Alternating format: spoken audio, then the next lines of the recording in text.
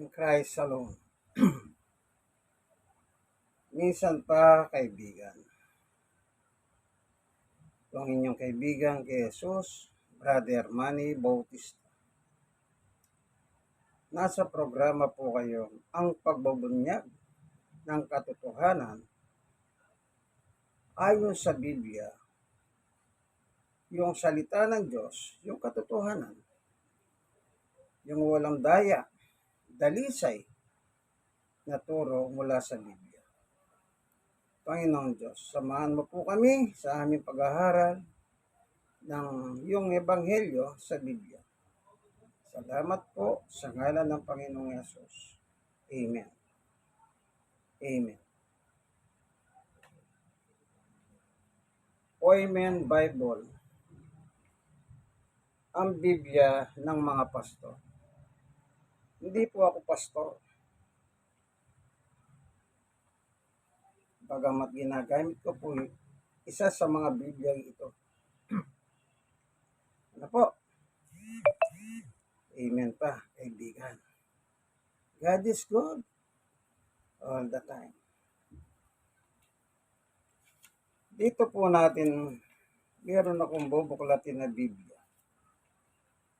O, talata.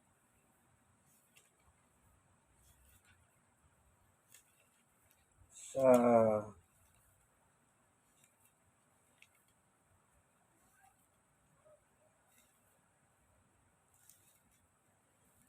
nahanap ko lang po ano.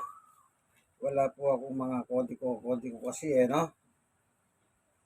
Kaya ganun po ano.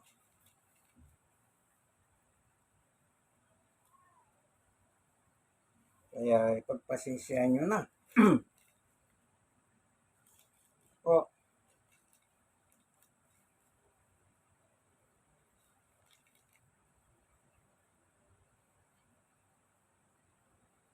Ito. 2 Timoteo 3:15. Mula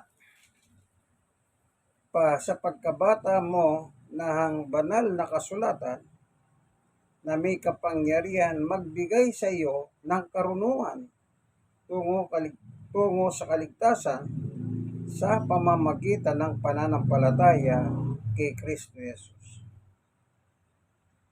Ano po ang sinasabi ni Apostol Pablo? Ano po? Kaligtasan. Saan mo masusumpungan ng kaligtasan? Ang sabi niya po ay, mula pa sa pagkabata, alam mo na ang banal na kasulatan, Biblia po, ito, banal na kasulatan ang tawag, na may kapangyarihan. Sipin niyo po, may kapangyarihan pala. Magbigay sa iyo ng karunungan. Kapag palabasa ka ng Biblia, dudunong ka. Hindi dahil sa nag-aral ka, hindi. Parurunungin ka ng banal na kasulatan. Ano po? Ito po nakalagay eh. Kukwestiyonin niyo pa po yung salita ni Pablo, apostol ng mga hentil yan. Na may kapangyarihan magbigay sa iyo ng karunungan tungo sa kaligtasan sa pamamagitan ng pananampalataya kay Kristo Jesus. Kaligtasan, kaibigan. Pag sinabing kaligtasan, ang ibig sabihin, hindi ka maiimpyerno. Hindi ka may tatapon sa impyerno. Anong source? Banal na kasulatan. Sino may sabi? Si Apostol Pablo. Sino ang sinasabihan? Si Timoteo. Kaligtasan. Lahat ng tao nag-aasam ng kaligtasan.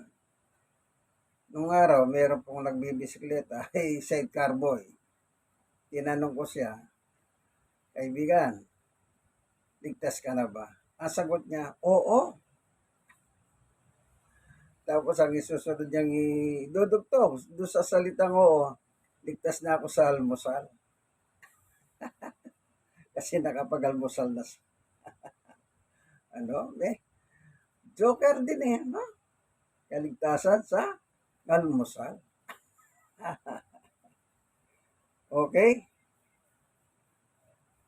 Ang importante po sa lahat ay ang kaligtasan natin. Alam nyo, mayaman ka, mahirap.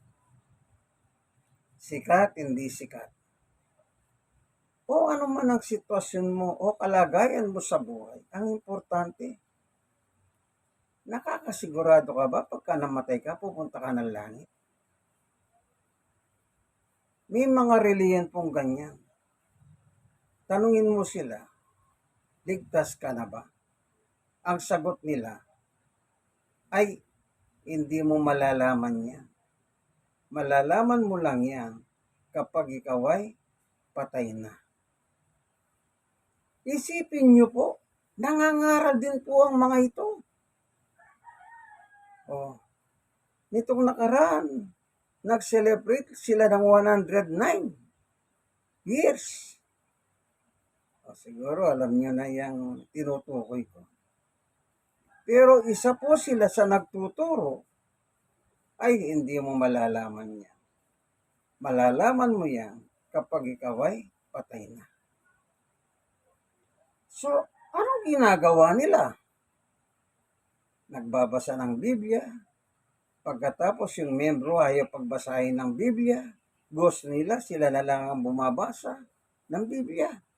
Kasi nga, katwiran nila, sila daw ang may karapatan magbasa ng Biblia. Kaya yung mga pobreng membro nila, umanib sa kanila. Ang dala magazine. Yun ang binabasa nila sa mga tao na binobola sila. Yung isa po siyempre ngayon, marami na po ngayon mga technology, Isa sa mga mataas na tungkulin sa reliyon na yon, ang nagsasabi, bakit nyo ginagamit ang aming magazine laban sa amin? Kita nyo po? Yung magazine, ang sabi nila, yung magazine na yon, yung nagsulat doon, kinuha yun sa Biblia. Pero yung nakasulat po sa Biblia, tama yun. Pero kapag ipapaliwanag na niya po sa magazine, ay yun po ay mali. Malayo. Napakaliwanag na ng Biblia eh. Pagkatapos, pipilipitin mo pa ng pipilipitin na gano'n. Kaya yung mga ibang katunggali nila, binabasa po nila yung magazine nila para isupalpal sa mukha nila. Sipin nyo, kumbaga parang ganito, nagdidebate yung dalawang tao. Magkaiba reliyon yan ha. Yung isa reliyon, yung sinasabi ko, ay hindi mo malalaman yan hanggat hindi ka mamamatay. Ay, hindi Diyos si Jesus kundi tao. Tapos meron siyang kadebate sa kabila. Yun sa kabila ngayon, babasahin niya yung kanilang magazine. Ayon sa inyong magazine. Ibig sabihin, yung nagsulat ng magazine at saka yung kanilang debatista, magkakontra sila. Naintindihan niyo po? Magkakontra sila. Yung sinabi na sumulat ng magazine nila, yun ang babasahin ng kalaban. At ibabato dito sa kalaban niya. Na yung kalaban niya, yun ang magazine nila. Iba yung nakasulat sa magazine, iba yung sinasabi ni Kulokoy. Kaya sinasabi po sa social media ng isa nila sa mga pinagmamalaki nila, debatista, pero kada Pilipit yun. Meron ko napanood doon. Wala nang ginawa, kundi puro paulit-ulit na lang ang sagot niya. Hindi po siya makalusot, hindi siya makakasagot. Kaya Ginawa niya, paulit-ulit na lang ang sagot niya hanggang sa naubos ang oras. Ah, Isipin niyo po yan. Yan, ang yan po ang ibig ko sabihin. Ipinapahamak sila ng kanilang manunulat sa magasin. Ibig sabihin, yung utak nung sumulat sa magasin at yung utak nitong Di Batista, magkasama sa isang reliyon yan, ha? Iba ang utak nila, magkalaban. Oh, wala silang unity, ika nga. Okay, ano sabi ni Pablo? Kaligtasan. Ngayon, paano matatamo yung kaligtasan? Meron kang ang Biblia. Oh, dito po sa Marcos, tignan natin, ay Marcos, libro ng Marcos, hindi po sa libro ng Roma, na kung saan si Pablo po may sulat. 10:17. Ang sabi niya ay ganito, kaya't ang pananampalataya ay bunga ng pakikinig at ng pakikinig ay bunga ng pangangaral tungkol kay Jesus. No? Kapag yung aral tungkol kay Jesus ano man ang nakalagay sa Biblia na haral tungkol kay Jesus, ako po, for me, lahat po yan tinatanggap ko. Wala po akong tinatapon, basta nakalagay sa Biblia. Kaya ano pang salin ng Biblia yan? Pag binanggit si Jesus ay ganito, lahat yan tinatanggap ko. Pero may mga reliyoso pong tao, napakarami din nila. Yung sinabi ko yun, nag-celebrate ng 109 years. Hindi sila naniniwala sa nakasulat sa Biblia. Oh, isipin nyo po, pag manalangin sila, ginagamit nilang pangalan ng Diyos. Pag matatapos sa panalangin, ginagamit nilang panalangin yung pangalan ni Jesus. Pero bakit ganon? Hindi sila naniniwala sa sulat ng Diyos, hindi sila naniniwala sa sulat ni Jesus. Ang gusto po nila, binabasa nilang Biblia sa harap ng publiko sa kanilang programa. Oh. Pero, yung laman ng Biblia, tama. Pero yung deliver ng kanyang salita, yun na po ang nagdidilim sa mga tao. Sukat ba naman maliwanag ng nakasulat pag didilimin mo pa? O bigyan ko na lang kayo ng isang halimbawa. Ano po? Ito wala pong personalan. Kaya nga, pagbubunyag ang tamahan ay tamahan. Salamat at tatamahan ka. Sana magliwanag naman sa iyo yung salita ng Diyos na binabasa ko. Oh, kaya minsan, sa Facebook, ano sabi nung naniniwalang hindi Diyos si Jesus? Sabi niya, ang galing mo. Bakit? Yung pinopost ko, biblical Tapos gumagamit pa ako ng babasahin nila. Kaya kahit anong tutol nila, hindi nila matututulan. Sabi ko nga, hindi kayo naniniwala kay Pablo, di sumulat ka. Na yung nakapost ko yan, yung pinost ko. Hindi pala sulat ni Pablo yan. Yung problema, wala silang may popost sa sulat ni Pablo. Ibig ba sabihin, si Pablo lalabanan yung sarili niya? Kaya wala na po silang alam magawa, kundi pangungutsa. Pangungutsa. Dahil kalbo ako, puro sila pangungutsa tungkol sa kalbo. Ako hindi ko po sila ginaganyan. Pero sa totoo lang, yung isang patay na rin po, namatay sa COVID yun. Kailan lang, nung 1 taon yata o 2 taon. Namatay po ng madaling araw. Ano po? Madaling araw. Balita ko madaling araw namatay yon. Yun yung taong yun, kalbo rin naman. O, tagapagsalita po nila sa telebisyon yun. Matindi rin. Hallelujah. O, kalbo rin, pero nagpipilo ka siya. Kaya yung kabilang reliyon po, anong sagot nila? Sagot na namin ng pilo ka mo. Sabay tawanan sila. Oh. Pero ako, ito, kalbo na po talaga, nakalbo na. Hindi ko naman ito na pong ebidensya, nakikita nyo. Pero hindi ako nagpipilo pa. Pero yung ministro po nila doon, na hindi sila naniniwalang sa Diyos si Jesus, ay nakapilo pa. Kaya binabanatan ng kabila. Sagot na namin ang pilo ka mo. O, kita nyo?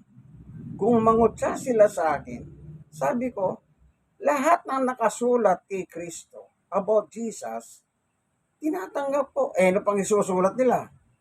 Lahat na nga nakasulat, tinatanggap ko eh. Kaya pag pinost ko yung nakasulat, hindi nila matanggap. Ayun, pawang pangungutsa ang sinasabi laban sa akin. Pero hindi sila makapaglatag ng aral. Kasi nga po, madilim ang aral nila. Isipin mo, maliwanag ng Biblia, ginagawa pa nilang madilim. Ito po ang isang nagdidilim sa kanila. Issue ito sa kanila. Oh. Ito po. 20 sa 1:20. Simulan po natin sa 24. Ngunit si Tomas, 1:20-24. Ngunit si Tomas na tinatawag na kambal at kabilang sa 12 ay naroon nang dumating si Jesus. Ito po ito ba? Nagkulang. Kaya ulitin ko Hindi ko po binabawasan. Kaya nga kinukorek ko yan. Ito. Ngunit si Tomas na tinatawag na kambal at kabilang sa 12 ay wala roon. Yan. Wala roon. Nang dumating si Jesus. Yan. Kaya kinorek ko po kasi bigla ko na hindi ko nabasa yung wala roon. Okay. 25. Kaya't sinabi sa kanya ng mga ibang mga alagad, nakita namin ang Panginoon. Sumagot si Tomas, hindi ako naniniwala hanggat hindi ko nakikita ang mga butas ng mga pako sa kanyang mga kamay at hanggat hindi ko nailalagay ang aking daliri sa mga iyon at nahawakan ng kanyang tagiliran. 26.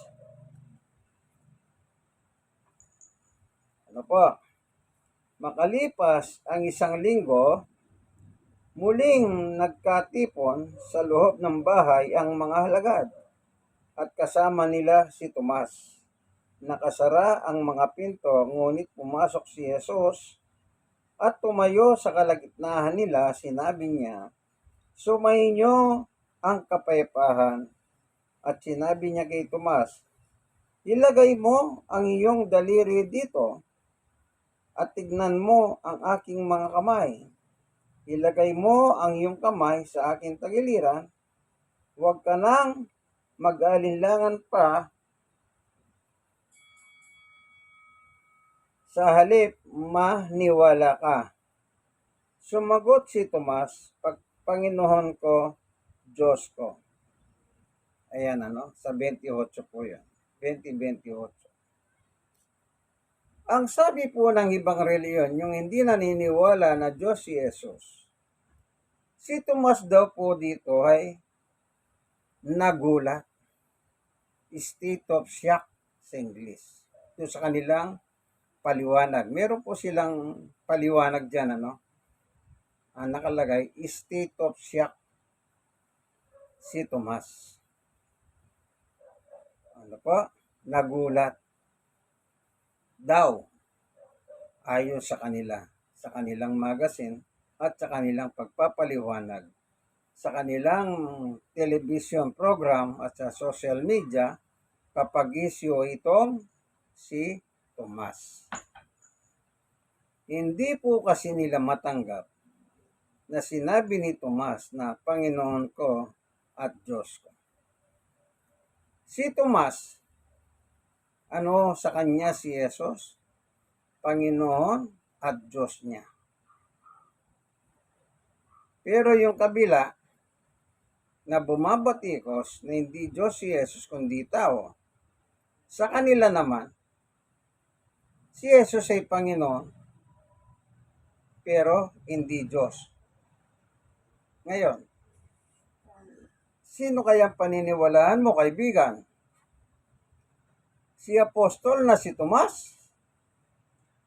O yung yumawang leader nitong nagsasabing hindi Diyos si Jesus? Alin ang pipilihin mo sa dalawa?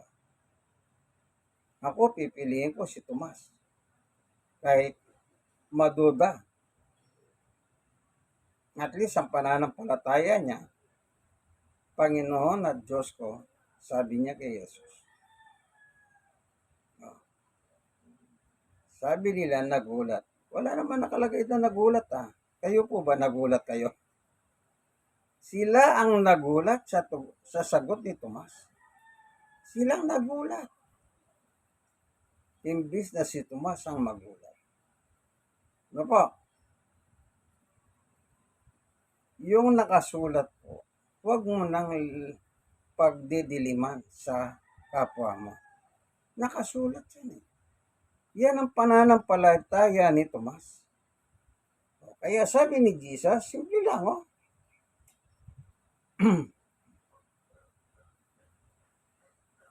sa 27, at sinabi niya kay Tomas, ilagay mo ang iyong daliri dito at tignan mo ang aking mga kamay. Ilagay mo ang iyong kamay sa aking tagiliran. Huwag ka nang mag-alinlangan pa, sa halip maniwala ka. Meron pa silang isang paratang. Si Tomas kasi walang pananampalataya. Gagawin bang apostol ng Panginoong Yesus yan kung walang pananampalataya?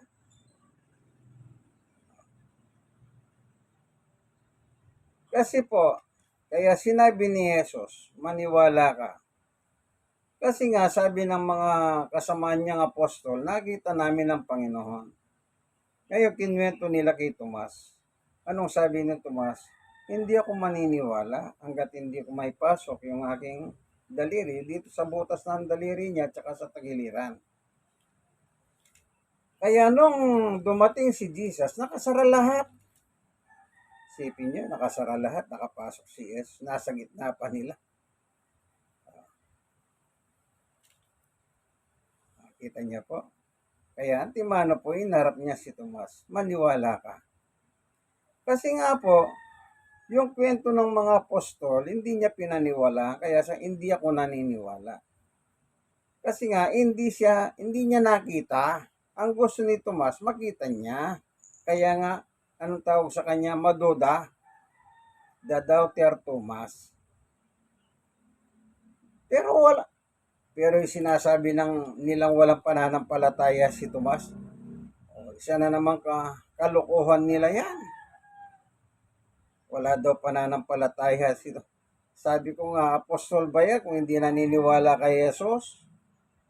Ibig mo ba sabihin, pinili si Tomas ni Jesus? Kung walang pananampalataya, pipiliin ba yan? Kayo po mag-isip ng dahan-dahan.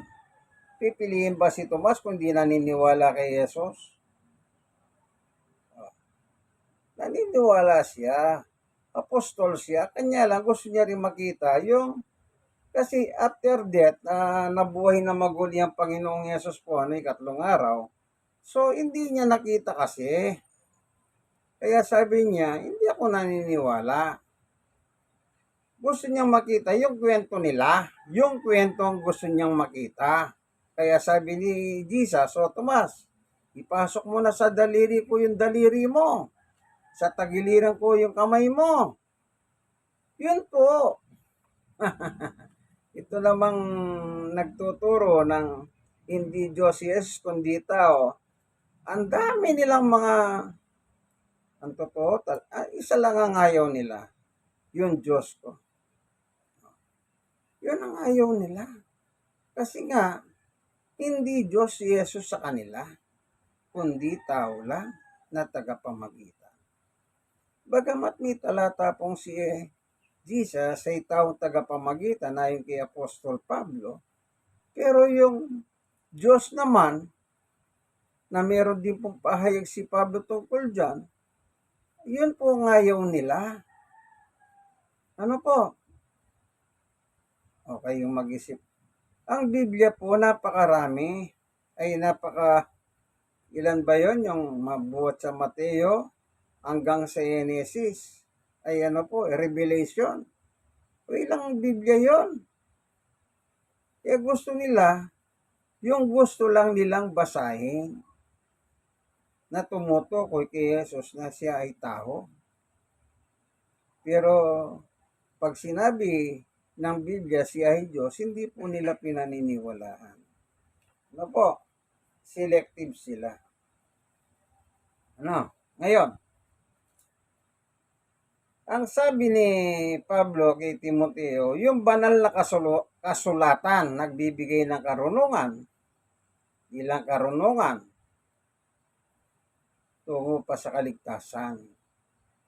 Kung mali naman ang pananampalataya mo tungkol kay Jesus, gusto mo kalahati, tatanggapin mo, kalahati, hindi mo tatanggapin.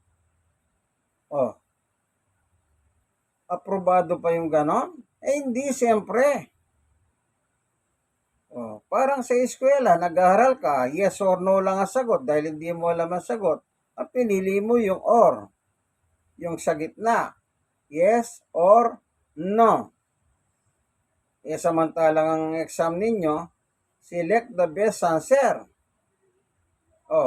Pupunta ka sa gitna, or true, all, false.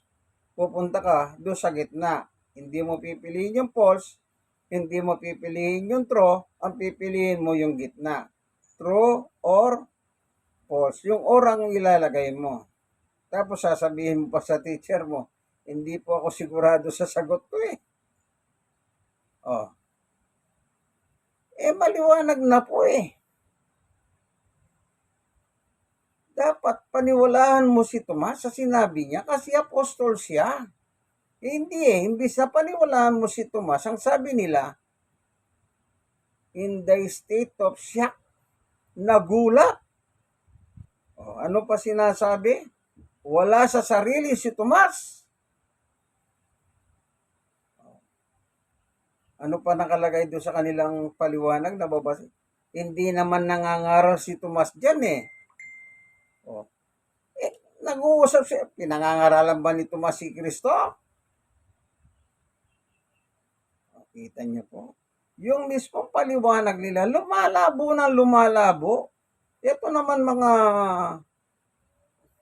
nagsihalib sa kanila, yun din pong paniwala nila. Kasi, hindi sila nagbabasa ng Biblia. Alam niyo po, nung masama sa mga ito, pinagbabawalan nilang makinig sa ibang reliyon. Kumbaga, sinasakal na nila yung mga tao. Kasi pag nakinig sila sa ibang reliyon, magugulat sila. Iba yung turo ng ibang mga nagtuturo. Magkakaroon sila ng comparison. Ang gusto nila, huwag kayong makinig sa ibang mga reliyon. Huwag kayong magbasa ng Biblia. Kaya pag pumupunta sila sa kapilya nila, walang dalang Biblia. Wala. Kasi nga po, bawal sa kanila. Tapos mga katwira sila, hindi naman pinagbabawal. Kalokohan. Matagal na nilang tinotorture yung hutak ng mga tao. Kung ano yung gusto nila, yun ang tinatanim sa utak nila. Kaya dinodoktrinahan sila sa damakmak na doktrina. Para kasi nilay elektrika. Para kang tinaniman ng droga sa utak. Oh. Kaya kapag meron na silang nakakausap na ibang tao, na ibang reliyon, wala silang naisasagot. No, sa social media, sama-sama pa silang sumasagot sa post ko eh. Pero wala naman silang mailalatag na haral. Kahit sa aking pangangaral in public, mayroong ganyan. Sabi ko, sige, palitan mo na si Pablo. Total, patay naman na si Pablo. Palitan mo, ikaw na lang ang mag-Pablo. Kasi mas marunong pa siya sa nakasulat eh. Yung sinabi ni Pablo, hindi niya pinaniniwalaan. Bakit? Kasi nga natsak sa kanyang droga ang utak. Hindi ko sabihin, maling doktrina. Hindi droga. Yang isinaksak sa utak nila. Sa isang pagkakataon, meron pa po akong inalok ng Bible study. Nang dumating ang tatay niya, sabi niya, ay tama na yan. Alam ko ng lahat.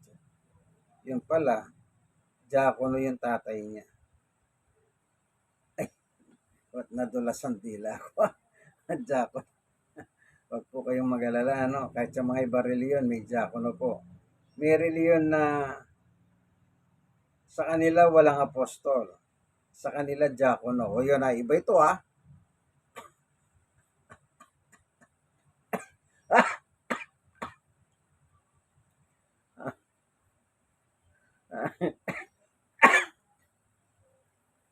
Sa kanila walang pastor, walang apostol. Wala lahat yung nakasulat sa Bible, wala.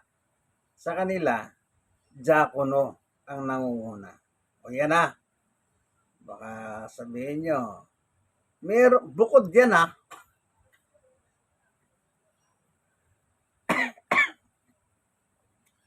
Yung mga diakono naman ang nangunguna, hindi po sila pupunta sa langit. Wala tayong magawa. Yun din po ang sinaksak na doktrina. Baka droga na naman ang masabi ko.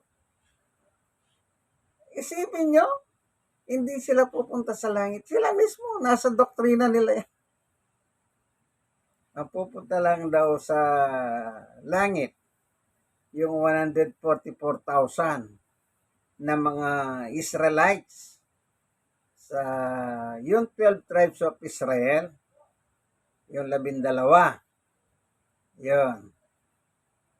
Yung 144,000 doon, yun lang ang pupunta sa langit. Pero sila, hindi sila pupunta sa langit. Dito lang daw sila sa lupa. Kaya minsan biniro nung kasama ko, susunugin ng Diyos itong lupa, di bahala kayo masunog.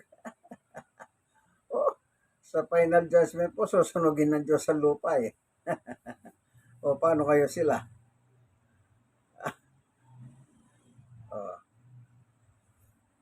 Yun naman kabila. Ito na, yung bawal magbasa ng Biblia, hindi Diyos si Jesus. Ay, hindi mo malalaman yan kung ligtas ka. Malalaman mo lang yung pagkapatay ka na. Sagot ko naman, o sige ha, pag namatay ka, balikan mo ako. Kung nasa impyerno ko, nasa langit ka, ha? Para naman malaman ko. Di ba mo? Kapilosofwa. O, paano ngayon? Hindi po. Habang nabubuhay, malalaman mo kung palangit ka o impyerno. Sino yung palangit? Yung sumampalataya kay Jesus. Yung lahat na sinabi tungkol kay Jesus, yun na pinaniniwalahan mo. Wala kang binabawas doon. Yun ang pupunta sa langit.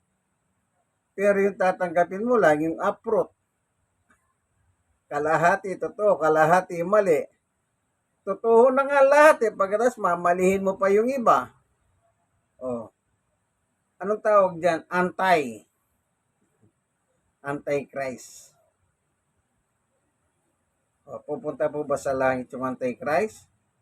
Hindi. Siyempre sa impyerno yun. Nilalabanan mo na si Jesus eh. Ano? Kaibigan, Kapag sinabi mong naniniwala kay Jesus, kailangan yung totoo, yung lahat. Wala kang titatapon. Kumbaga sa sardinas, pati yung tinik na sardinas, kakahanin mo. Ano po? Kung kasali lang yung ulo sardinas, kainin mo rin yan. Bakit?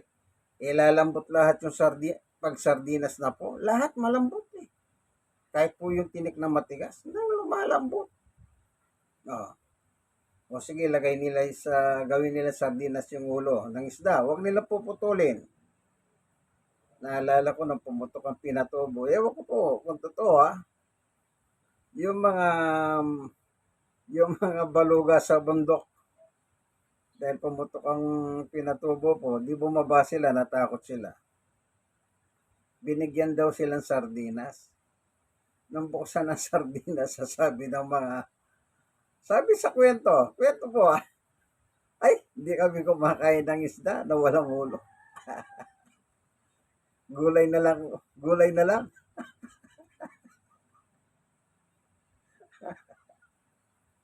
Isipin. Ewan ko ba naman kasi yung mga gumagawa ng sardinas, ba't hindi lalagay yung ulo?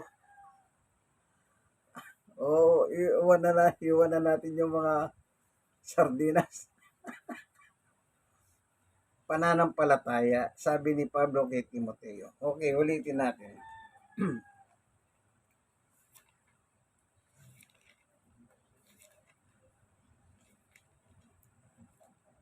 2 Timothy 3:15. Mula pa sa pagkabata, alam mo na ng banal na kasulatan na may kapangyarihan magbigay sa iyo ng karunungan tungo sa kaligtasan sa pamamagitan ng pananampalataya kay Kristo Jesus. Yun, pananampalataya kay Jesus. Tignan niyo po ang salita ni Jesus. Nang panahon na kausap niya po si Pablo, si Jesus po dito ay nasa langit na. Pero kausap niya po si Apostol Pablo. Yung pagkatalaga kay Pablo bilang apostol at mangangaral sa mga hentil po. Tingnan po natin ang sinabi ni Jesus sa kanya. Ito po sa 26 ng Gawa 19 ay 12. Yan ang layunin ng pagpunta ko sa Damasco, taglay ang kapangyarihan paintulot ng mga pari. Nang katanghalian tapat, kami naglalakbay, nakita ko, Haring Agripa, ang isang nakakasilaw na liwanag mula sa langit. Ito'y maliwanag pa kaysa araw. Totoong nakakasilaw ang liwanag sa paligid namin. Magkakasama, kaming lahat ay natumba sa lupa at narinig ko ang isang tinig na nagsasabi sa akin sa wikang Hebreo, Saulo, Saulo, bakit mo ako pinag-uusig? Sinasaktan mo ang iyong sarili sa ginagawa mong iyan para mong sinisipa ang matulis na bagay. At itinanong ito, sino po kayo, Panginoon? At kanya sinabi, ako si Jesus na iyong inuusig. Tumayo ka, nagpakita ako sa iyo upang italaga ka bilang aking lingkod at magpatotoo tungkol sa mga nakita mo ngayon at sa mga ipapakita ko pa sa iyo. Ililigtas kita mula sa kababayan mong Hudyo at gayon din sa mga hentil kung saan kita isusugo. Ito, sa 18. Yung binasa ko po, Gawa 26, mula sa 12. Kaya hindi ko na binabanggit, tuloy-tuloy ko pang binasa, Pero pagdating dito sa 18, ganito. Imulat mo ang kanilang mata, ibabalik sila sa kaliwanagan mula sa kadiliman, ililigtas sila sa kapangyarihan ni Satanas, at ibabalik sa Diyos at sa pamamagitan ng pananampalataya nila sa akin. Sabi ni Jesus. At sa pamamagitan ng pananampalataya nila sa akin, sila'y patatawarin sa kanilang mga kasalanan at mabibigyan ng lugar kasama ng mga taong ginawang banal ng Diyos. Paano daw mapapatawad ang kasalanan? Pananampalataya sa akin, ang sabi ni Jesus. Yung sinabi ni Pablo kay Timoteo, yung sa Biblia, yung pananampalataya ay kaligtasan. Ano po? Kaligtasan ng bunga. Sabihin, hindi ka mapupunta sa apoy ng impyerno. Kasi ligtas ka. Saan daw? Sa pamamagitan ng pananampalataya kay Jesus. 2 Timothy 3:15, ito, Gawa 26:18, pananampalataya sa akin. Sabi ni Jesus. Kaya tama si Pablo. Sabi ni Pablo kay Timoteo, pananampalataya kay Jesucristo. Hindi niya sinabing pananampalataya sa akin. Ano po? Doon sa kabila, sa amin kayo makinig huwag kayong makikinig sa ibang reliyon. O, kita niyo po. Kanino daw sila makikinig? Sa ministro. Ay, yan na nadulas ang dila ko. Ministro. Hindi lang naman po sila ministro. Sila lang ang ministro. Kahit sa ibang reliyon, tinatawag din niya. Hindi sila mga ministro. Ano po? Natatawa po ako sa bakay makakita, nagbabahagi ng salita ng Diyos, tumatawa. Masaya. Masaya. Kahit po sa public, sa aking pangangaral.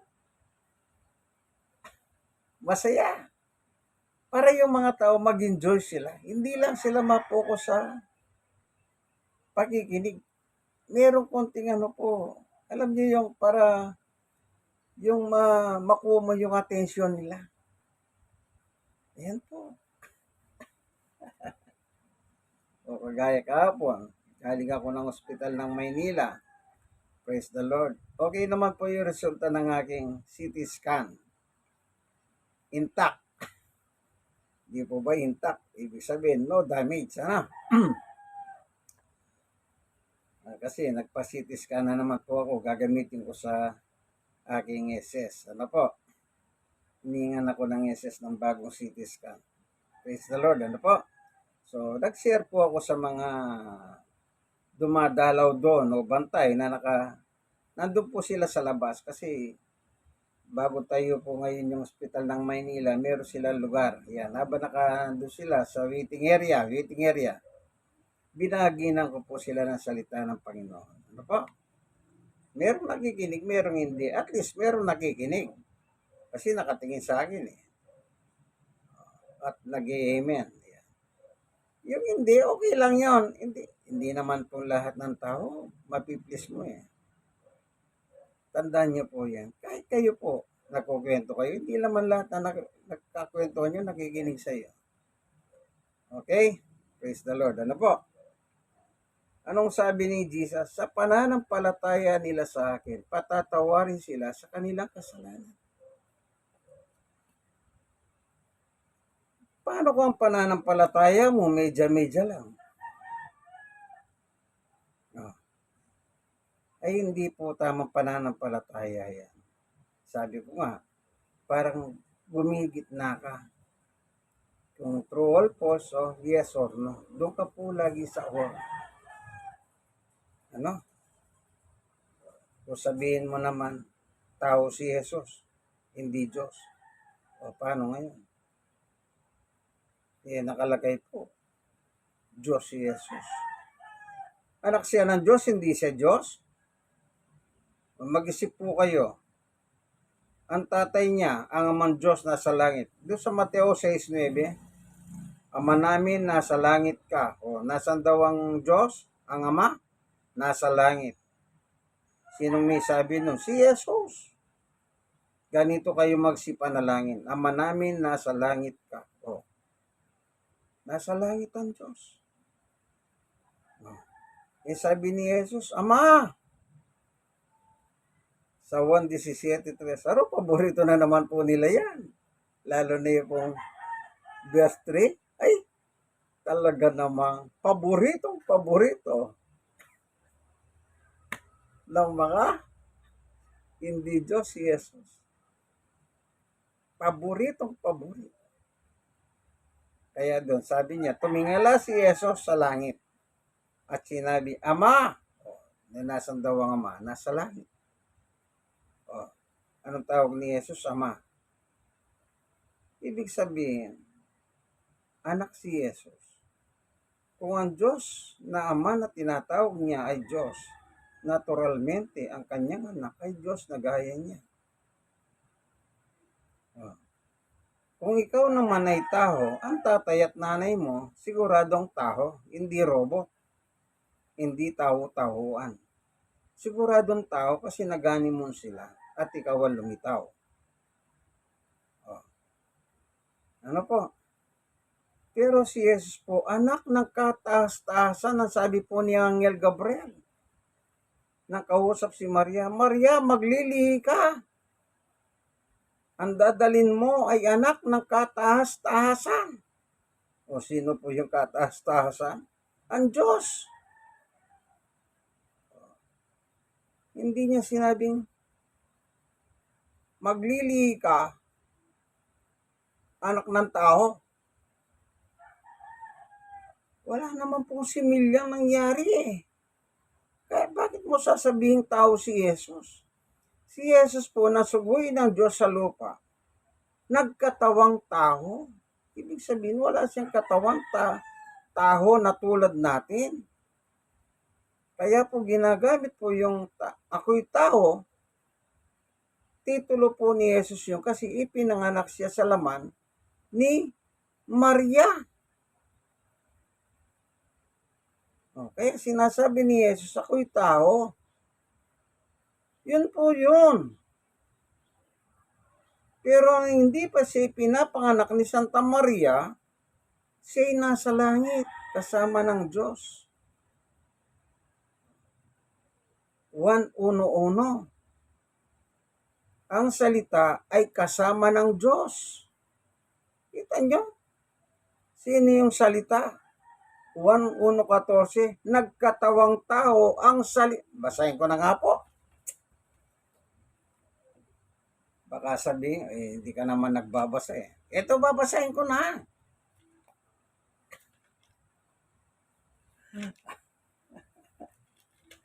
Sila po binabasa na pinalalabo pa eh. Ako, wala nga akong binabasa eh. Maliwanag na maliwanag kung ano yun pa. Pero babasahin ko. Ayan. Di po ba? 1:1. Nang pasimula ay naroon ng salita. Ang salita ay kasama ng Diyos.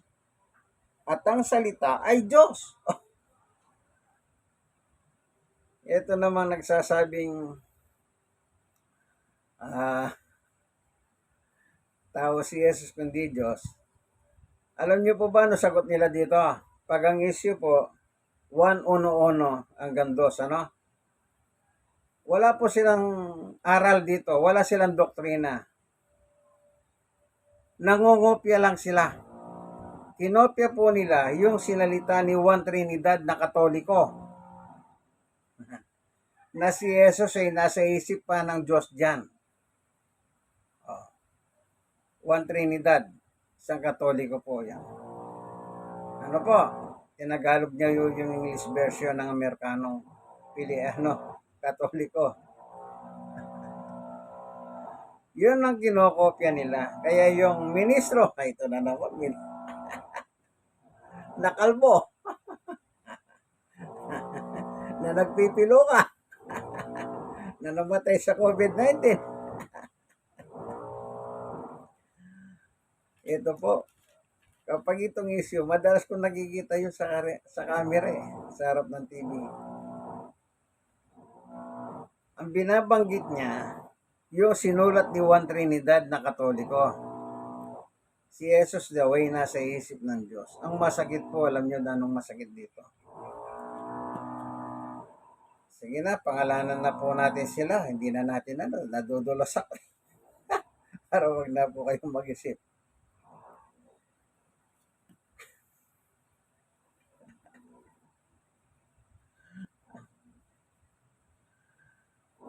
Yung founder po nila ng reliyon, hindi Diyos si Jesus, kundi tao lang tagapamagitan. Dito po sa Tondo, pinatungan siya ng kamay, December 25, araw ng Pasko. Ano pa? Pinatungan siya ng kamay ng mga pare, mga protestante, mga pastor, para italaga siyang bilang pastor. Isipin niyo po, sa kanila pong magasing pasugo, papangalanan na po natin sila. Total, pagbubulgar naman ng katotohanan nito. Si Yumao Felix Manalo, sa Sine Gloria, dito po sa Tondo, Juan Luna, pinatungan siya ng kamay ng mga paring protestante, mga pari at mga pastor, upang pagtibay ng pagiging pastor niya sa iglesyang tinayo niya, ang Iglesia ni Cristo.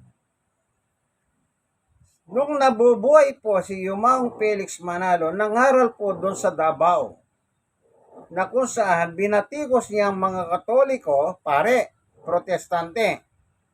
Sila raw po ay alagad ni Satanas. Tandaan nyo, nasa pasugo po nila yan.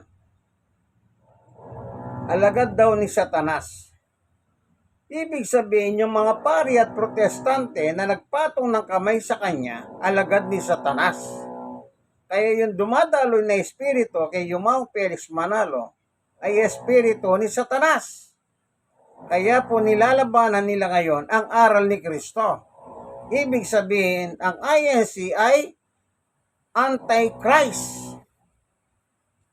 Di po ako galit. Antichrist. Laban kay Kristo. Bakit? Yung mga nagpatong ng kamay, tinawag nilang alagad ni Satanas. Kay Satanas sila. Pare, mga protestante, sabi nila. Doon sa Davao, nangaral si Yumao Felix Manalo. Ang masakit po, nasa magazine nila. Kaya yung isa nagmamarunong, yung ventilasyon, pangalanan ko na. Bakit daw ginagamit yung pasugo laban sa kanila? Ba't hindi mo Sabi ko nga po, yung sumulat ng pasugo at ang utak ni ventilasyon, si Joe Ventilasyon, magkalaban. Isa pong namimilipit yan, si Ventilasyon. Yung sinasabi ko po, Ministrong Calvo, si Kamax Bularan.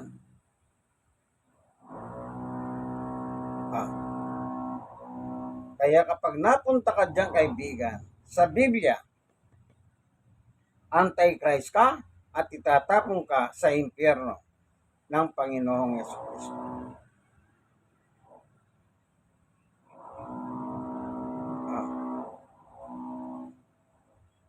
Hindi po ako nami-personal. Hindi po. Walang personal sa kanila. Kaya ako sinasabi ito, para yung ma-share ng video, malay mo. INC siya ni Yumao Felix Manalo. Natatag niya, INC. Siya nagtatag eh. Pero sa magazine nila, tatag ng Diyos at Kristo. Hindi. Siya po nagtatag. Nasa rehistro nila yan. Kung sino ang nagtatag, siyang may-hari. Nasa rehistro nila po. Hingin nyo po yung rehistro nila sa SEC. Kaya ang INC pagmamayari ni Felix Manalo, yung mga Felix Manalo. Kaya yung doktrina doon, sa kanya nang gagaling. Yung aral ng mga ministro, sa kanya nang gagaling. Nakalagay din po yan sa pasugo. Isipin nyo po yan. Kasi pag may-ari niya, ang Iglesia ni Cristo na tinayo niya doon sa Punta Manila. Kaya lahat ng nung nangyari, no, sumabog si Angel Manalo, corruption. Na-corrupt. Nasa YouTube po yan. Salamat, Panginoon, sa pagbibigay mo po ng liwanag sa haral na nakalagay po sa Biblia. Hindi po ako nanunuliksa. Kaya ang programa ko po ay ang pagbubunyag ng katotohanan o salita ng Diyos ayon sa Biblia. Ayon sa Biblia, hindi ayon sa akin. Salamat po, Panginoong Diyos. Nawa yung makapanood ng video ito, nawa magliwanag po sa kanila ito. Kung sila man ay may dalang bigat sa buhay, yung paghahanin. Kung may sakit sila, yung pagalingin. Maraming salamat po sa iyo, Ama, sa ngalan ni Jesus. Amen and amen. God is good all the time. All the time, God is good. Hanggang dito na lamang po ang aking munting video.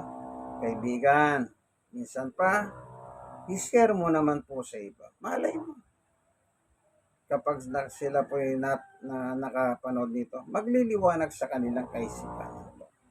Maraming salamat po. God bless us all. Amen? Amen.